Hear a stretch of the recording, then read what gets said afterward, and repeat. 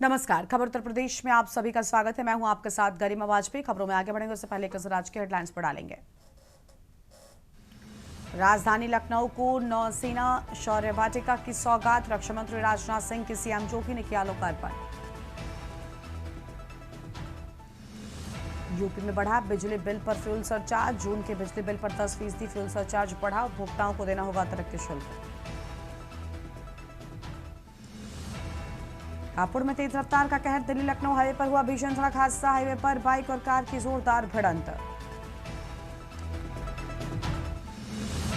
लखीमपुर खीरी की 32 पंचायतों में मनरेगा और ग्राम नदी में गड़बड़ी, डीपीआरओ ने सचिवों को थमाया नोटिस, 3 दिन न मांगा जवाब। कानपुर से प्रयागराज होते हुए बेंगलुरु के लिए 31 मई से चलेगी विशेष ट्रेन, यात्रियों को मिलेगा बेहतरीन विकल्प। यूपी के 46 जिलों में आंधी और बारिश का अलर्ट, लखनऊ समेत 14 शहरों में भारी बरसात की चेतावनी जारी। आप देख रहे हैं के न्यूज, खबरों का सारथी।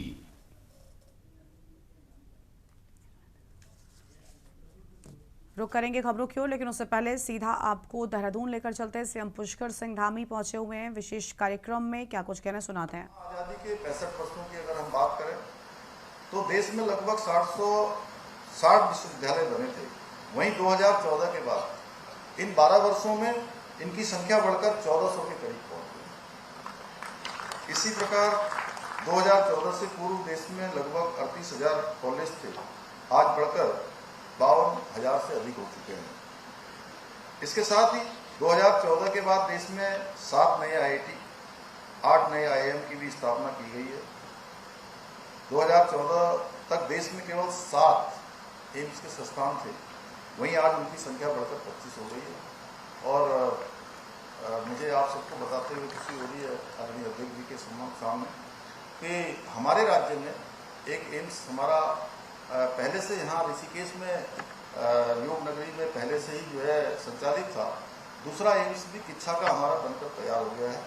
हमारे राज्य में एक नहीं 2 जगह पर अब एम्स की सेवाएं हमको मिलनी प्रारंभ हो जाएंगी। ये परिवर्तन केवल संस्थानों के विस्तार तक सीमित नहीं है, बल्कि ज्ञान, अनुसंधान, नवाचार और तकनीकी रक्षा के माध्यम से भारत को पुनः विश्व गुरु के पद पर प्रतिष्ठित करने का एक गंभीर और दूरदर्शी प्रयास है। भाइयों बहनों, देवभूमि उत्तराखंड सदियों से शिक्षा, ज्ञान, दर्शन, अध्यात्म की भूमि रही है, जहां आदि गुरु शंकराचार्य जी और स्वामी विवेकानंद जी सहित अनेक महापुरुषों ने, आध्यात्मिक गुरुओं ने परम ज्ञान की प्राप्ति इस भूमि पर की है और विश्व को अपने ज्ञान से आलोकित करने का काम किया है। इसी समृद्ध परंपरा का अनुसरण करते हुए हमारी सरकार भी शिक्षा के क्षेत्र में अनेक नवाचारों को आगे बढ़ा रही है। इसमें डिजिटल लर्निंग है, भारतीय मूल्यों पर आधारित शिक्षा व्यवस्था है। अपने शिक्षण संस्थानों में smart classroom, digital library, online learning, artificial intelligence और मशीन लर्निंग, डेटा साइंस जैसे अनेक पाठ्यक्रमों को हम जोड़ रहे हैं। इसके साथ ही राज्य में मल्टी डिसिप्लिनरी कोर्सेज को भी बढ़ावा देने पर विशेष रूप से ध्यान दे रहे हैं। इसी के साथ साथ हमने 2-3 और भी नवाचार किए हैं, जैसा सुरेखा जी यहाँ की हमारी प्रोफेसर हैं दून विश्वविद्यालय, इससे पहले UCC में भी इन्होंने मेंबर के रूप में ड्राफ्ट कमेटी में पूरा अपना योगदान दिया। अब दून विश्वविद्यालय में सेंटर फॉर हिंदू स्टडीज की स्थापना हमने की है और जहां हिंदू सभ्यता, दर्शन और सिद्धांतों पर गहन अध्ययन और शोध कार्य किया जाएगा। इसके साथ साथ हरिद्वार ऋषिकुल में प्राच्य पंडित मदन मोहन मालवीय प्राच्य शोध संस्थान भी हम आने वाले समय में बनाने जा रहे हैं।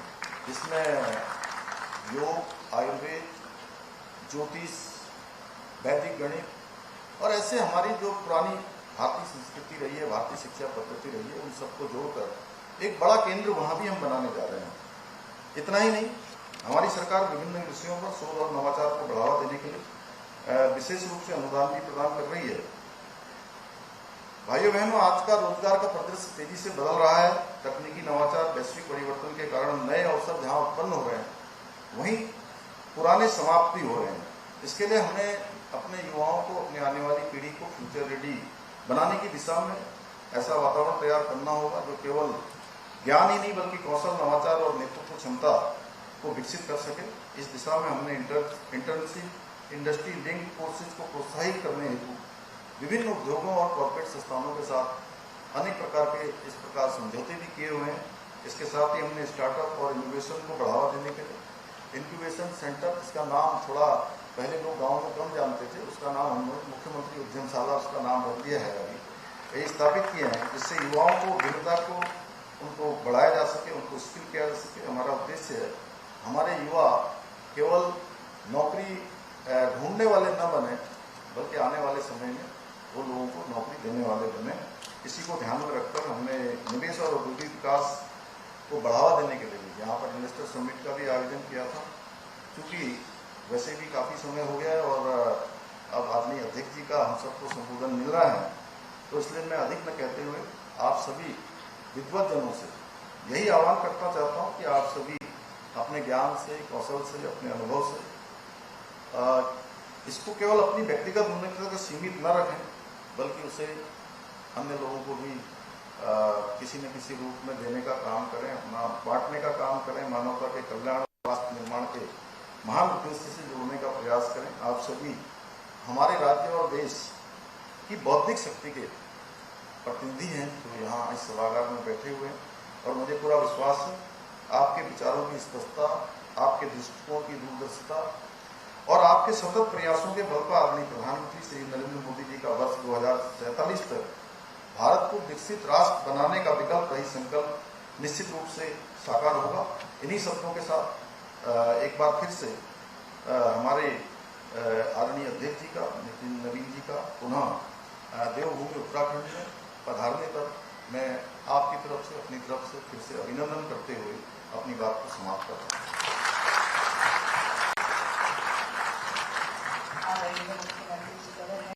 हम फिर से करेंगे जिनके संकल्पों में विकास की नई उड़ान बसती है, जिनकी सोच में जन जन के कल्याण की।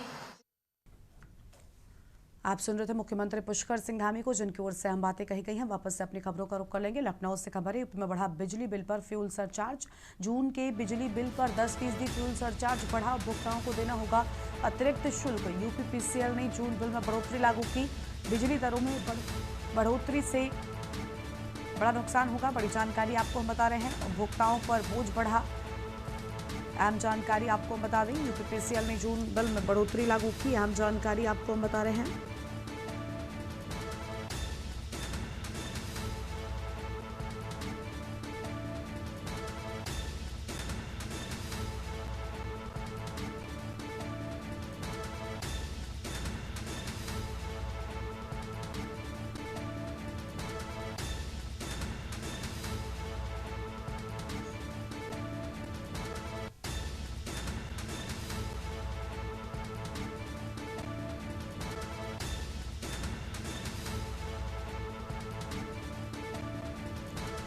उपभोक्ताओं को देना होगा अतिरिक्त शुल्क, बड़ी जानकारी आपको हम बता रहे हैं।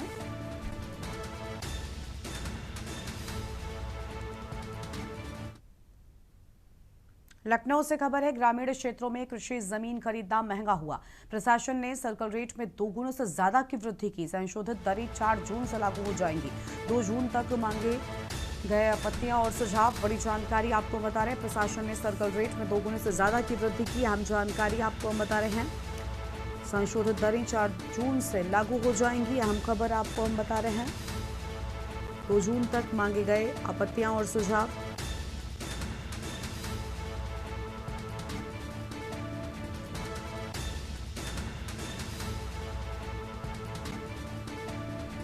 प्रशासन ने सर्कल रेट में 2 गुना से ज्यादा की वृद्धि की, अहम खबर आपको हम बता रहे हैं। संशोधित दरें 4 जून से लागू हो जाएंगी।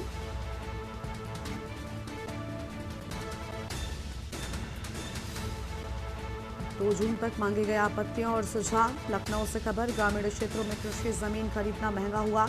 और इसी खबर पर बातचीत के लिए मनीष तिवारी हमारे साथ, हमारे संवाददाता जुड़ चुके हैं। मनीष, पूरी जानकारी क्या है? अब लोग जमीन नहीं खरीद पाएंगे क्योंकि और ज्यादा महंगा हो गया है। सर्कल रेट प्रशासन की ओर से बढ़ाया गया, हालांकि 4 जून तक आपत्तियां और सुझाव भी मांगे गए। पूरी जानकारी क्या है आपके पास?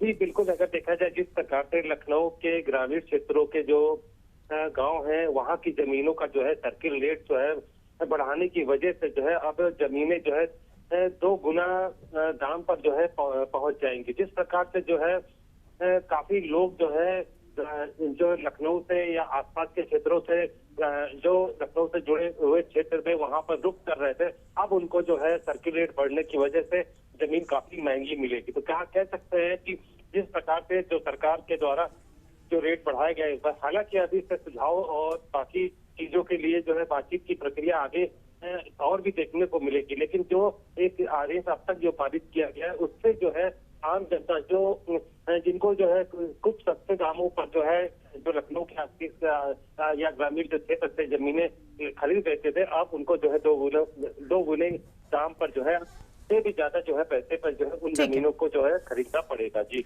बहुत शुक्रिया आपका हमारे साथ जुड़ने के लिए और अहम जानकारी के लिए।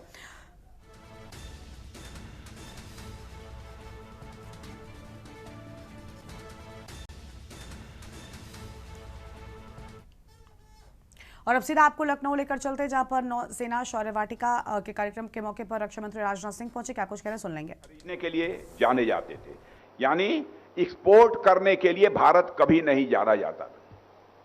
2014 के पहले आपको जानकर आश्चर्य होगा, छोटे मोटे जो कलपुर्जे हथियारों के बन जाते थे जो उनका एक्सपोर्ट होता था वो लगभग केवल 1000 करोड़ का था, 1000 करोड़ का था।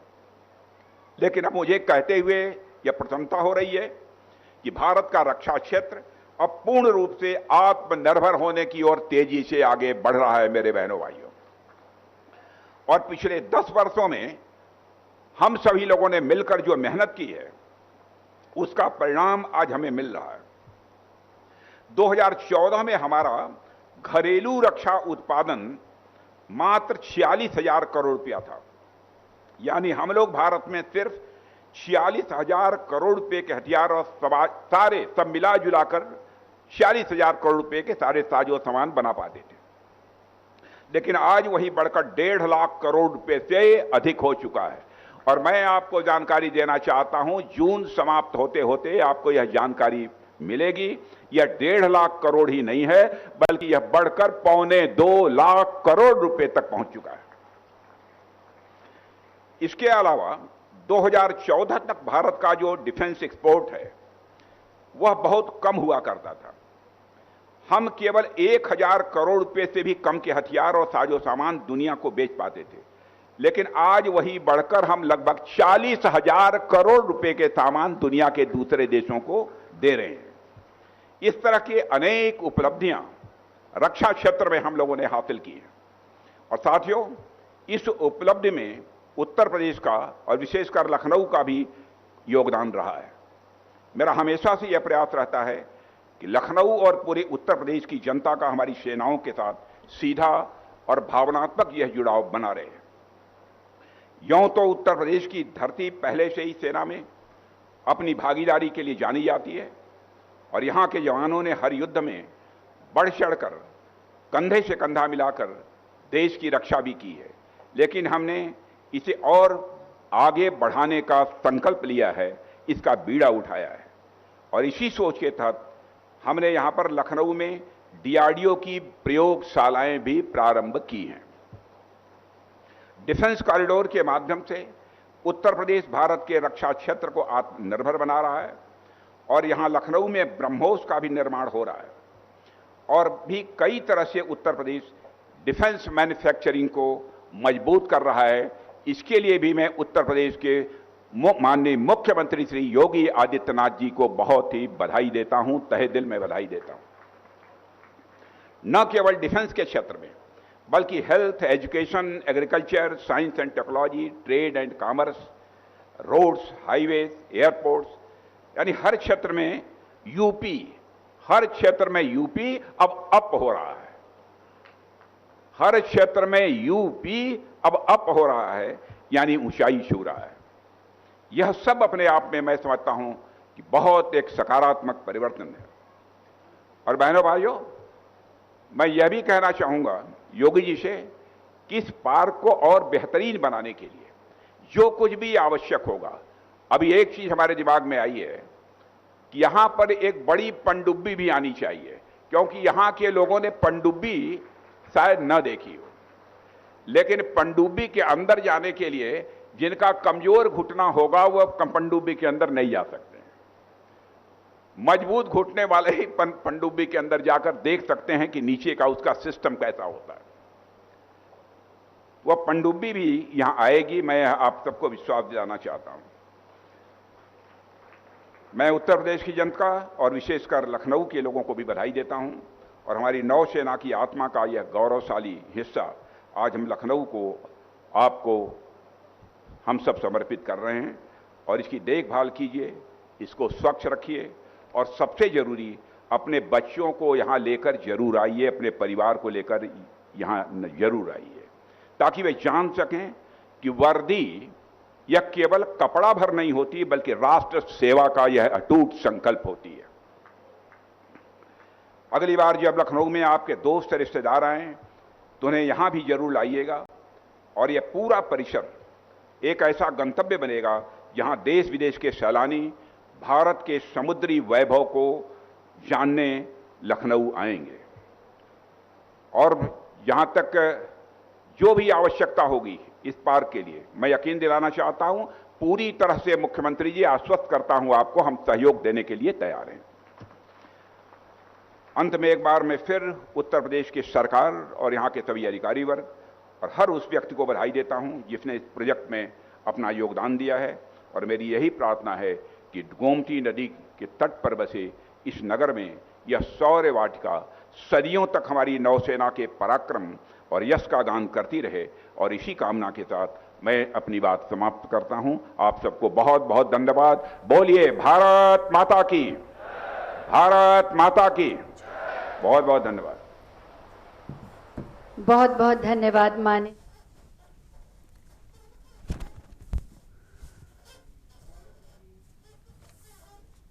लखनऊ से आप सुन रहे थे रक्षा मंत्री राजनाथ सिंह को, जिनकी ओर से अहम बातें कही गई हैं। आगे बढ़ेंगे खबरों की ओर। लखनऊ से खबर, यूपी में आंधी बारिश को लेकर सीएम के सख्त निर्देश है। पीड़ितों को 24 घंटे में मुआवजा देने के निर्देश देने की बात सामने आई है। बड़ी जानकारी आपको हम बता रहे हैं। अहम खबर, पीड़ितों को 24 घंटे में मुआवजा देने के निर्देश, बड़ी खबर आपको हम बता दें। और डीएम को फील्ड में उतरने के आदेश। सीएम ने राहत कार्य तेज करने को कहा, बड़ी जानकारी आपको हम बता रहे हैं।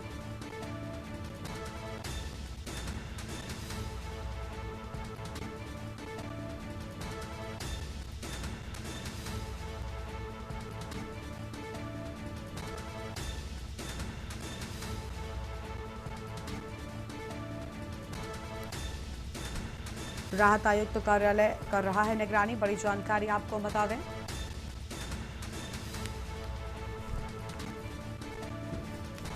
लखनऊ से खबर, मुख्यमंत्री के सख्त निर्देश सामने आए। पीड़ितों को 24 घंटे में मुआवजा देने के निर्देश दिए जाने की बात कही गई है।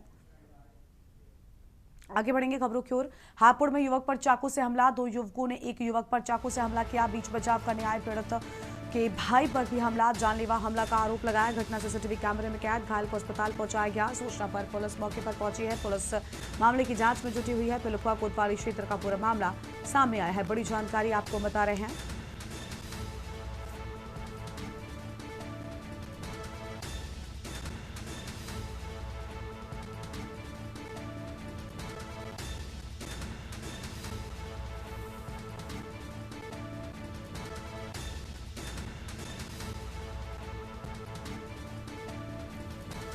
सूचना पर पुलिस मौके पर पहुंची, बड़ी जानकारी आपको हम बता रहे हैं।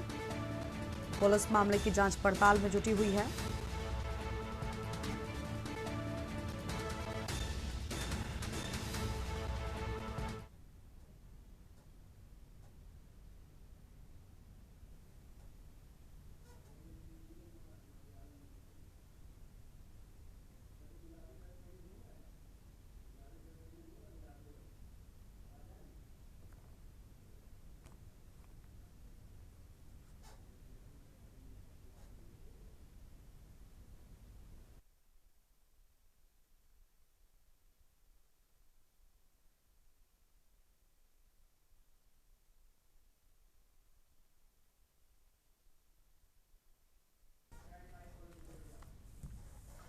प्रयागराज से खबर है, भूमाफियाओं पर बड़ी कार्रवाई। अतीक और महेशपाल के करीबियों पर चला बुलडोजर।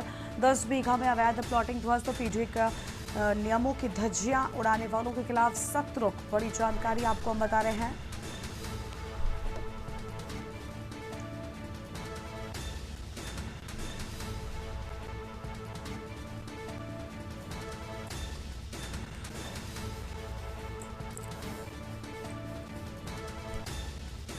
प्रयागराज से बड़ी जानकारी आपको हम बता दें।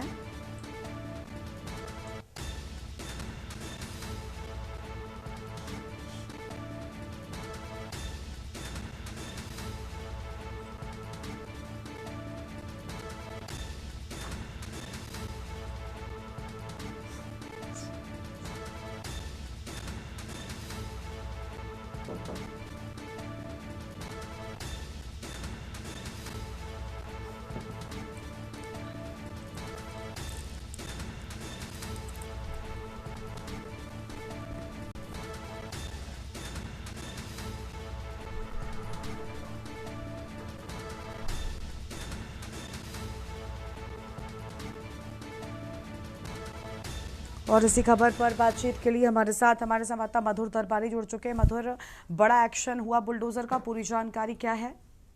जी, मैं आपको बताऊं गरिमा कि इस समय प्रयागराज में जो है ये पूरी कार्रवाई चल रही है और बराबर काफी समय से ही कार्रवाई चल रही है, स्टेप बाय चल रही है। उसी को लेकर के ये प्रयागराज विकास प्राधिकरण का एक बड़ा फैसला लिया गया, जिसमें जो है अतीक अहमद जो माफिया आ रहा है और उसके साथ उमेश पाल, दोनों के जो भूमि माफिया थे, जो भी करीबी थे भूमि माफिया, उन्होंने जो है यहाँ पे रसूलपुर नाम की एक जगह पड़ती है, जो कि वहाँ पे करीब 10 बीघा जमीन जो है अवैध तरीके से वहाँ पे कब्जा कर लिया था, जिसका मानचित्र भी उपलब्ध नहीं है। और उसके साथ साथ जो वहाँ पे जब इंक्वायरी की गई सीडे के अधिकारियों द्वारा, उससे इंक्वायरी की गई, तो वहाँ पे ये पता चला कि वो जो जिस तरीके से उसको पास आउट कराया गया था, वो भी पूरी तरीके से जांच करने के बाद पता चला कि इलीगल तरीके से कराया गया था।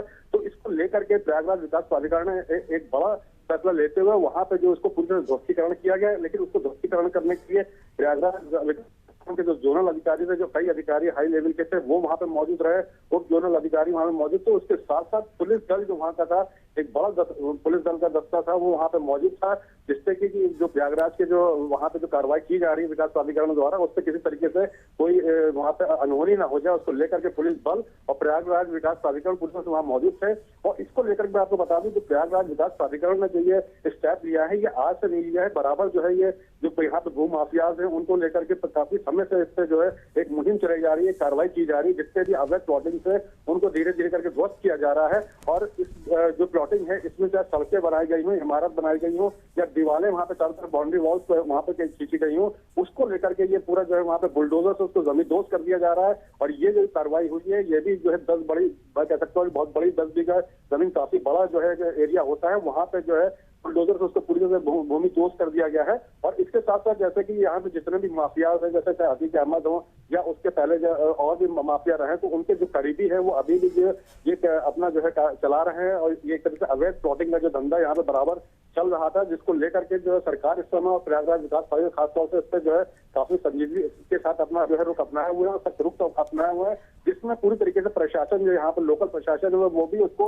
वहाँ पे पूरा सपोर्ट मिल रहा है। उनके सपोर्ट से जो विकास प्रयागराज विकास प्राधिकरण इस तरह की जो है कार्रवाइयां लगातार कर रहा है। उसके लिए मैं आपको बता दूं कि जो यहाँ पे जो मैपिंग की जा रही है, जो मैप जो है वो पूरी तरह से वहाँ पे जो है इस तरह की अवैध कॉलोनियां या फिर अवैध प्लॉटिंग्स हो रही है, इसमें जो मैप है, जो मतलब मानचित्र है, वो उसको पास नहीं कराया गया है प्रयागराज विकास प्राधिकरण से। और उसके साथ साथ वहाँ पे कई इलीगल फॉर्मेलिटीज करके जो मतलब अवैधानिक तरीके से इसको जो है बेचा जा रहा है। तो इसको लेकर के जो प्रक्रिया है उसका पूरा पालन नहीं किया जा रहा है। इसी को लेकर जितने भी प्लॉट्स जो है खासतौर से रिमोट एरिया पड़ रहे हैं, प्रयागराज से करीब काफी दूर एरिया से पड़ रहे हैं, वहाँ पे ये बीघा जो आपकी जमीन है, इनको प्लॉटिंग की जा रही है, वहाँ पे अवैध प्लॉटिंग की जा रही है। और इसमें होता क्या है, जो कंज्यूमर है, जो लेने वाला है, वो कहीं ना कहीं इनोसेंट होता है, वो फंस जाता है क्योंकि उसको मालूम नहीं होता कि इस समय वहाँ पे क्या पोजीशन चल रही है। और लोग खरीद लेते हैं, खरीदने के बाद में ये बुलडोजर चलता है या उसके पहले चलता है, तो कहीं ना कहीं उसमें देखा जाए तो जो आम उपभोक्ता है, जो कंज्यूमर है, वो कहीं ना कहीं इसमें फंसता नजर आता है। तो उसको लेकर भी प्रयागराज विकास प्राधिकरण का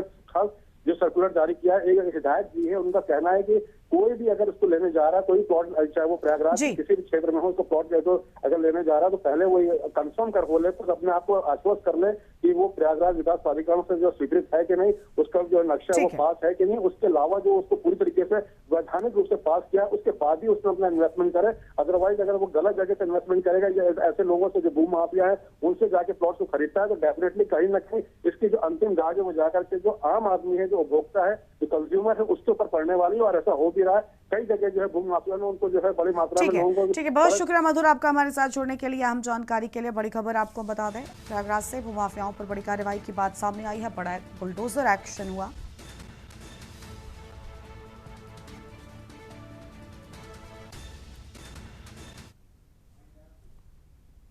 इस बुलेटिन में इतना ही। देखते हुए के न्यूज़ इंडिया, नमस्कार।